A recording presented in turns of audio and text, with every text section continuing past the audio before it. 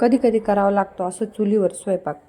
तर का ते पुढे सांगतेच. त्या अगोदर आहे ना संध्याकाळी आलेलं होतं माझ्या नणंद, म्हणजे काल आहे ना चहा पाणी वगैरे आवरून गेला आणि मग त्यानंतर स्वयंपाकाला लागले. ते भाताला आधण ठेवले तर बघते तर गॅस संपला होता. मग काय होती आपली शेगडी जिंदाबाद. मग त्यावर आहे ना भाजी वगैरे मस्त टाकून दिले आणि मग आता भात आणि भाकरीसाठी काहीतरी करायचा होता जुगाड. मग काय वीरची अशी मस्ती चालली होती आणि मग पप्पांना म्हटलं चला मग आता करू आपण चुलीवर स्वयंपाक. तर चूल आहे ना त्यांनी मस्त पेटून दिली आणि पहिले आहे ना मस्त भात टाकला होता. सफेद भात बनवायचा होता. इतका डोळ्यात दूर जात होता ना.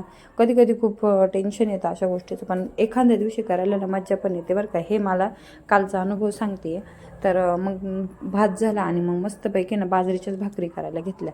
तर छान अशा बाजरीच्या भाकरीनं पण बाजरीच्या भाकरची नाही पुढली बाजू भाजायची असेल ना छान चुलीवर तर अशी कोळशाने भाजली जाते बरं का.